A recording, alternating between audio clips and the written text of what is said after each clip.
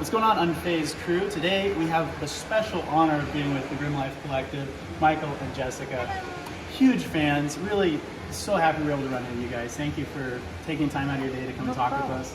So let's talk about life. Talk about the Grimm life. Let's talk about it. What brought you guys out here? On Mad Monster Party for one.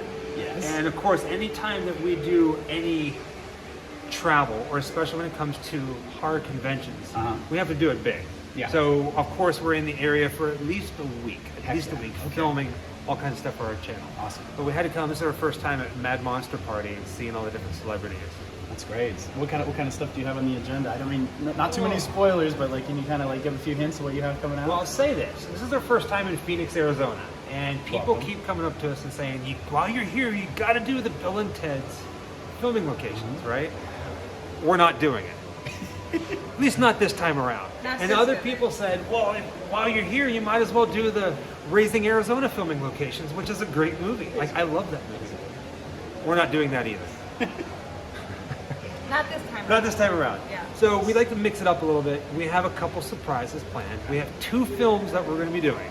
Very exciting. And that were filmed here in this area. Awesome. And I'm not going to tell you what those are. Perfect. Well, we're looking forward to it. Very excited. You'll never guess them. Okay, perfect. Awesome. That's what I love. Yeah, and the crazy thing about Bill and Ted is they did film a majority of it here, and we've been to a few of the locations, but like the pinnacle of all the locations doesn't exist anymore. It does, but it's totally closed. There's Metro Center Mall. Yeah. And that was like where all the mall scenes happened, and it's been closed for well over a year now. Yeah. So, anyway. My big question though is, how did Grimm Life Collective start? Like, what got you into it? Because I feel like you've always been a horror fan, clearly. Yeah. But what made you say, hey, I'm going to start sharing my videos with the world? So originally, Grimm Life Collective started off as a website. Okay. And I would travel to places and I would take pictures, and then I would also just write about them. You know, like, I always wanted to write for a magazine, but there's no magazines out there that did what I did. So I was like, screw it, I'm gonna create my own thing. So I created a website, and it never went anywhere. Like, I realized quickly that people didn't want to read anything. Instead, they wanted to watch it and go on these adventures. So I said, let's start filming them and taking people to these places. Heck yeah. And we're not the first people to do it. And we get asked all the time, why are you doing this? It's already been done by this person, so-and-so. But what's great about YouTube is you can get 100, 200, 500 people doing the same video. Yes. And it's a different perspective every time. Totally. So I've always thought that's the same thing with any kind of movie. It's like, if you have one director directing a film and then they drop out and another director takes over, it could be the exact same cast, exact same crew, exact same script, different movie. And I think that's the same type of ideology. Yeah. Very cool. So, Jessica, a question for you. What is the scariest encounter you've ever had when you guys have been at a location, or like, I know you guys went to like that clown motel, like super creepy place. What was something that like trumped that, like really terrifying, something that was just like the scariest thing you ever saw while you were like doing it for a video? The scariest thing that's honestly happened is not even like supernatural related. We recently went on a location where we're kind of in like this ghost town. Okay. And as soon as I got out of the car to follow him, we were run up on by a pack of dogs. Oh shoot.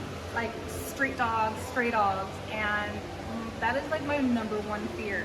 And like I grew up in this like rural kind of area, and a lot lately there's all these stories of like people being mauled to death by these like stray. Because when there's one dog, whatever, it's just a stray dog. But if there's 2 or more, it's a pack, and they are vicious. Was that in California? No. No? Was it? Illinois. Yeah. Not in like LA-ish, but it was like several hours away. I just didn't realize we were still in California. let's just say Northern California. Northern California. Okay. It was this tiny little town. You would never know it. You'd probably never even gonna be there unless you're going to these filming locations. Gotcha. And it was a matter of timing. And we did the right thing. You're supposed to stop and like not even address them, and then they'll get bored and wander off. But like they were up at our ankles and like kind of barking a little bit, and like No sudden movements type of thing? No sudden movements. I used to have a fear of stray dogs because I have a scar in my leg that if you touch it, I still have nerve damage. Oh, I'm sorry. So like it's like leftover trauma from like childhood. And I'm sure that didn't help. It probably brought back No. the feelings. I was paralyzed, and like I've never been so afraid in my life because of like just these. One of them was massive, and then one of them was like this kind of like pittish, and then another one was like a mastiff. So Like they're really big. Wow. Yeah. I was Jeez. like, Well, I'm glad you guys were okay. Oh, we're good. Shoot, that's crazy. And that happened like just a couple of weeks ago, so that was like the most fresh in my memory. But I don't think anything else has ever scared me yet while filming. Yeah. Unless it's something supernatural, I can kind of be like a little bit of a baby. Yeah. But Have I you get- had a few I things get, like that happen where you're nervous like, I can't explain it? Like you had a few things that are Yes. like serious spiritual encounters? Yes. Like cool. one was so violent, I thought someone was in the house and I got my taser out. At your home? Not at our home. At a place you were staying? At a haunted location. Okay.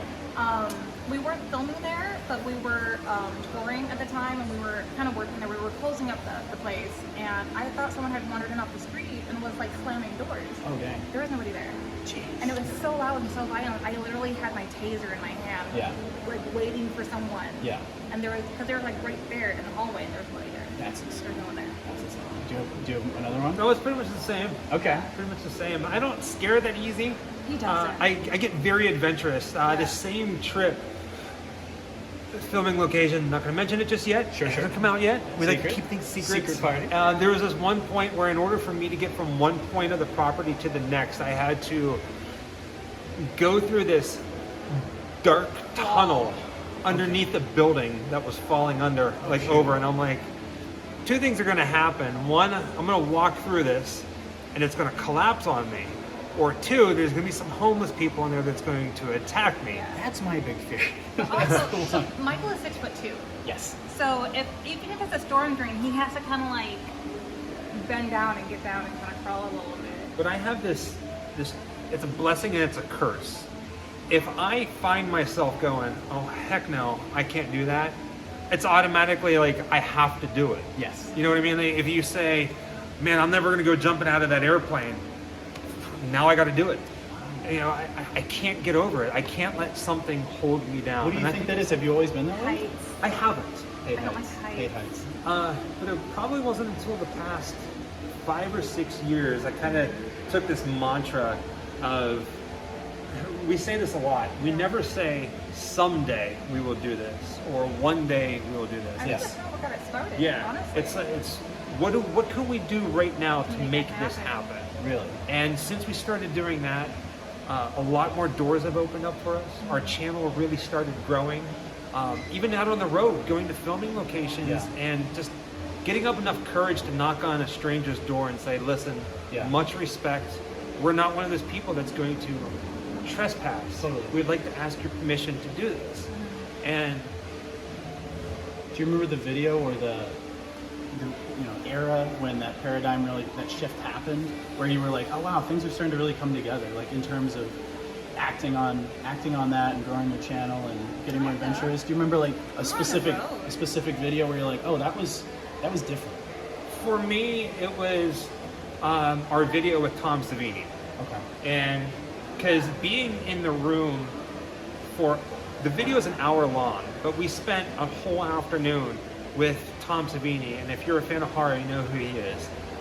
Him giving us a personal tour of his school and his home. Like, he invited us into his home and told us stories. That's Yeah. And it was, I almost told his cat. it went from being so nervous to just feeling like you're hanging out with your That's so grandfather. Yeah. That's so cool. And I think it was that moment, at least for me, where it went, you know what? Just being genuine and being yourself would go a long way. That is awesome. And just being polite and Yeah. being kind also, and not like overstepping somebody's personal space. Definitely. Goes a long way. Yeah, and it really reflects in your guys' content. Like, I know it's like the focus is grim and horror and the macabre, but at the same time, like, you guys are so welcoming and so like kind and fun at the same time. It's like it's a very healthy balance. Right. You know. I can't turn it off.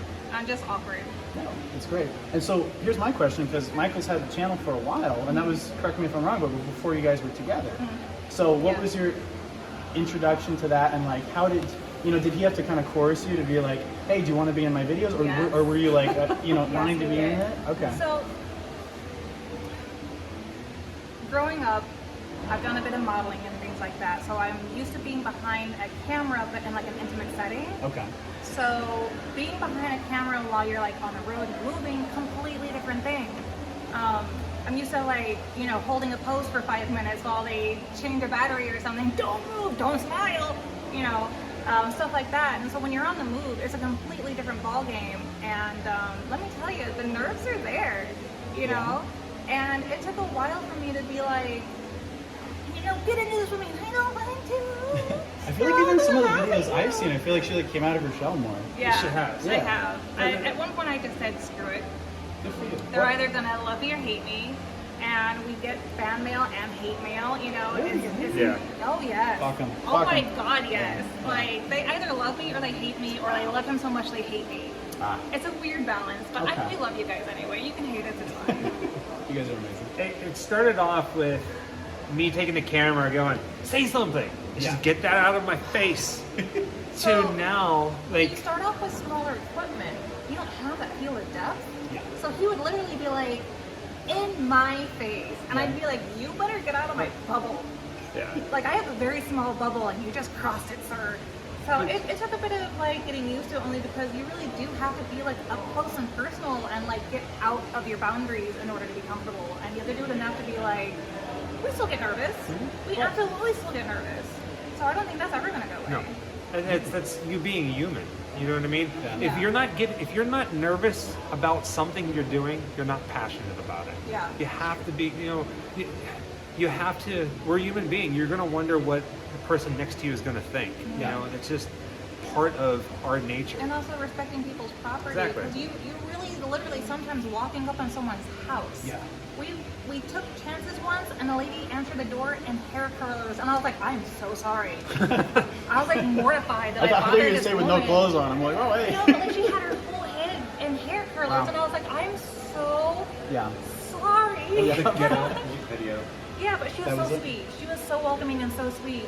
And I mean, you never gonna know if someone's gonna like scream at you for knocking on their door. Yeah.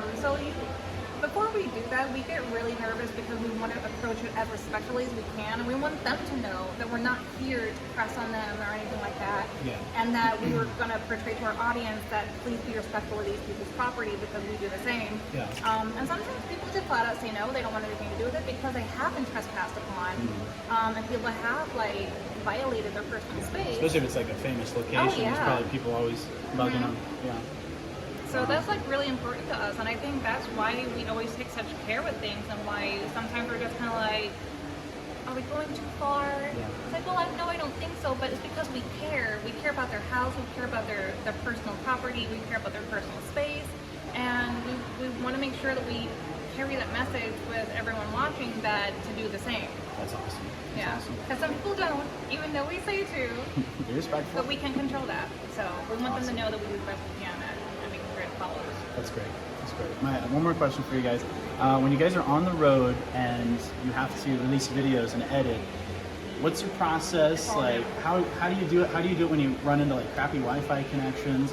Like, what? How do you stick to a schedule and actually upload things successfully with, ever-changing technology and being on the road and stuff? It's a constant battle. Okay. It's 100% constant battle. Okay. In a perfect world, we want to release a new video every day at 9 a.m. Yeah. They say YouTube algorithm, this and that, I mean, behind the scenes, all that crap, that you have to stick to a schedule, you have to do this. To an extent, that's okay. But what it really comes down to is whether you release a video every day or once a month or once a year, if you film something that you absolutely love and you have passion in it and you're doing the best that you can with your equipment, it's never about what camera you have, it's about the story. We've gone to places where we're going, yeah, let's film this, let's do this, let's do it. And we get there and we go, Nah. nope, we won't film it. And then we just change our mind. Wi-Fi on the road is absolutely horrible. Yeah. It really is. I'd imagine. So sometimes we'll go days and nothing will come out. The key to it, I think, is communication. If you're planning on putting out a video every week and you can't, tell your subscribers, Yeah. I can't do it because Wi-Fi sucks. Be honest. Because we're on the road Yeah. filming.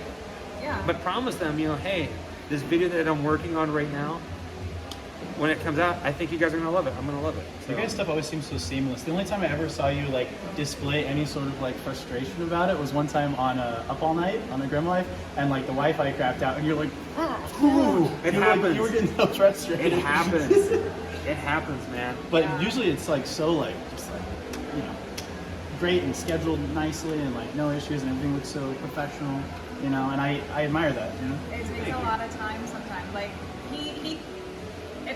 if you like something that's edited or there's like a cool trick that's in there, it is all this man.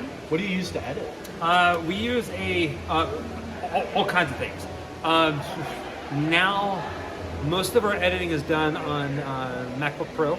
Nice. And we film everything with our iPhone Pro Max. Cool. And we also do, we have a 4K camera. It's the Canon Mark III. A little handheld thing. Yeah. It shoots in 4K. You can put a microphone on it. Yeah, all We those do- 4K videos, I'm like, it looks so beautiful. Like, it looks so Thank good, you. man. Yeah. And it's just take your time with it. Yeah. There's a lot of people that go out there, and we're not knocking. Everybody does things different. Remember, we were talking about how everybody has a different perspective. Totally. Yeah. There's a lot of people out there that do a lot of really quick movements with their cameras, and it gets a little dizzy. Our video gets a little dizzy because we use a wide-angle lens, and sometimes she'll look. I was like, "Baby, watch this." She goes, "I'm gonna throw up." Yeah. But just take your time Yeah. and tell the story. Yeah. That's it. And you don't have to have like the biggest camera. We did that in the beginning where we thought we had to have that big monster professional looking camera. It was like $3,000. It was a Canon 80D and stuff like that. You're too And, professional. and now we're just on a little point and shoot. Yeah. And because it's honestly better in our It's like opinion what for what we works. need. Yeah. Yeah, and even things like this, it's like, it's amazing how far the iPhones have come. Yeah. It's like literally, it's like walking around, it's like they're so fluid and stable and like they look so nice. And sometimes I can compare that to like our Canon M50 and I'm like, I think I'm gonna just use the iPhone today. I'm like, it looks better, and it's And like, it's like 12 pounds lighter. it's crazy. It's crazy. I did have one thing that I was thinking about just recently on one of your last videos. It seems like you always know what the next video is going to be, and I was wondering how far ahead you plan. If like, what's your planning? I mean, like, do you like get a notebook and you're like, hey man, I'm gonna map out like the summer. I'm gonna map out the whole year, or are you just like fly by the seat of your pants? Like, hey, let's Google what's around here. You know, what's your planning? How do you do it? It's a little bit of both. We, to give you an example, two examples. Our latest video that we put out, The Grave of Rowdy Piper, we were getting gas not too far from the town that he's buried, and we're like, he's buried here. Had no clue. And did you just out of sheer grim curiosity, you just like, hey, let's Google famous people like, buried around? Yeah, we're just sitting there at the gas station, Okay. had a moment, Yeah. and well, we don't have time to do it now, let's do it on the way back. Gotcha. So Yeah. we stopped. It was just like that. And then on the other end of the spectrum, some people love building puzzles. Okay. Some people love sitting down playing video games. I love sitting down and planning trips. So we're hoping that next summer, as long as the world opens up, Yes. that we're going to be in the UK for a month. Ooh. That trip's already planned. Castles and Yeah, so like I already Outside. have the road trip already lined up, where we're going to be, what time we're going to be there. His and itineraries are crazy. I'll print out pages of dates, times, how long it's going to get there, the addresses, this and that. And then I'll have papers stapled or in a binder. And then I will also have Google Maps all pointed out. Nice. And I also have Apple Maps all pointed out. you just have a big wall. Looks like you're like trying to track down the Zodiac killer. Right? It got Just like red wires going this way. Yeah. So for me, it's very therapeutic. So I love That's planning. exciting. Yeah, because I've always wondered that. Like watching your videos, I'm like, he must have a list. Like I always thought, I'm like, he must have a big list of just like, here's what we're doing for the next month. Pretty much. Very exciting. Sometimes, yeah. And sometimes things get dropped so casually in conversation that I have no idea what we're doing until it happens. Okay. And then he's like, so here's the itinerary. And I'm like, son of a honey. And I'm like, oh, okay, we're going to be in Arizona for 2 weeks. Didn't know that was happening. Cool. That's exciting. And I'm like, wait, where are we going? How long? And what's the temperature so I can pack? Very- And that's when very I know we're critical. going on a trip. That's critical. You gotta know what to Yeah. wear. You gotta know what to pack. Yeah. And then, as far as like your guys' transition from working day jobs to being full-time YouTubers, how is that balance when you were still working a 9 to 5, and you were like getting the channel rolling before you were successful enough to focus on that as your main job? It was hard. Yeah. It was Very extremely hard. Doing 50 hours work week, I was a parts sales manager at an AutoZone. Okay. And doing that and then planning and actually taking the time to do these trips, we would leave for a weekend and drive through the night drive sleep in our cars. and just so I can be back at work on Monday, Smart. right? It was rough. It was really rough. Exhausting. And then quitting the 9-to-5 job, we planned for it, but at the same time, it just kind of fell on our laps. Yeah. Like it wasn't planned like, all right, on this day, I'm going to quit that job. It was just some things were happening that weren't good. And it was like, we got to do it now and just make the jump. And we did, and it was the best decision we've ever made in our life. We either sink or fly, and we thank God we were You guys good. flew. Yeah, so it's been good. That's awesome. What kind of work did you do, Jessica, previously? Nothing. Nothing? A housewife. Good for you. Good for you. I've Moral always support. done like stuff behind the scenes and everything. Yeah. Basically, since we got married, Grimm life was already a thing. Yeah. Before we got married, and we discussed it at length that with 2 schedules, trying to plan what we do would not happen. Yeah. So I stayed at home, but I would like resell stuff. Awesome. We're big collectors, so we often sold off a lot of our collections in order to make things happen for money. And I would just take care of like the shop and like. Yeah, you were telling me as far as the behind the scenes stuff, like this is all you. That's You're all like, me. yeah, that's amazing. It's all her. So That's so I do cool. all the orders. I try to take care of some of the social media. I pack and ship everything. He does all the video stuff. I do everything else. So Cool. like we try to both take on like different jobs. But at the time, like when he was still working, we would sit down and go, okay. Well, I did work in Savannah for a little while, but it got to the point where it's like we could not make 2 schedules requesting time off. I would imagine, was yeah. not happening. Especially with all the traveling and day trips and stuff. So it's just like we're gonna have to just try and do this. Good for you guys. Make that happen. It was scary. I'm not gonna lie. It was really scary. You know, going down to 1 job was terrifying, and then going down to technically no jobs was terrifying. And you know, it's just you've got to try. And we figured if it doesn't end up working out, we can always get another job. Heck yeah. But Yeah. you guys are making it work. And I feel like you said, like you have to be a little scared of something if you really care about it. Right. You put that You do. perfectly. Like it's like Yeah. it's so true. With anything in life, you know, especially creative endeavors, jobs, anything like Even that. just switching jobs is terrifying. Switching schools is terrifying. Switching majors is terrifying. Yeah. You know, switching cities, moving, friends, any large life decision is exhaustingly terrifying. Yes. I And got up sometimes this you morning. just gotta do it. I got up this morning and I was like, all right, do I do black socks or black socks? These I are was the decisions. terrified. These are the decisions. I cried a little. I'm so sorry. It's all right. I got over it. Did it. He has dad jokes I'm wearing black 100%, socks. 24/7 all I day like long. it. I like it. It's nice to see. It's nice to see. So my final question, guys. Yeah. I don't want to keep you all day. I mean, I do want to keep you all day, but the theme song. I know it's a song from the '80s. Tell me how you got permission to use it, your connection to the song, why you chose that song, and like give us a little background on the intro as well to your This channel. is our most asked question. Well, No. tell me again. No, I'm kidding. So years ago, I was living in Atlanta, Georgia, and I drove to Nashville, Tennessee to something called, it was Ink and Iron Festival. And Ink and Iron Festival is usually held out in California, Long Beach, I think it is. But they were having it the first year in Nashville. The headliner was Merle Haggard. I got to see Merle Haggard in concert. It was Very cool. phenomenal. That's fantastic. And one of the bands on the side stage was a band called Batmobile. And they're a psychobilly band that I've loved ever since I was a little kid. And I got to interview the lead singer, a guy by the name of Jerwin Hamers. Very cool guy, very awesome, very awkward interview They're because Swedish? I was no, they're Danish or Finnish, I can't remember. And I've always loved the song called Calamity Man. So if you're watching this, the song is called Calamity Man, and it's a band called Batmobile, like Batman's car. And I told him, I was like, that song always spoke to me. The words, if you listen to it, it's life. It's my life, right? So I said, I'd love to have this as a theme song for our thing. Yeah. And he was like, hell yeah. That's amazing. Hell yeah. So we started following each other on social media, and the song has been altered enough so the, what do you call it? The powers that be Doesn't pick can't up be on like, it. Gotcha. But yeah, it's if you like psychobilly or if you're curious as to what it is, and you love that theme song. People send us videos of their kids, like their toddlers, dancing in front of the TV, and it's the cutest amazing. freaking thing. So that's how that came to be. And again, it's the power of asking. Totally.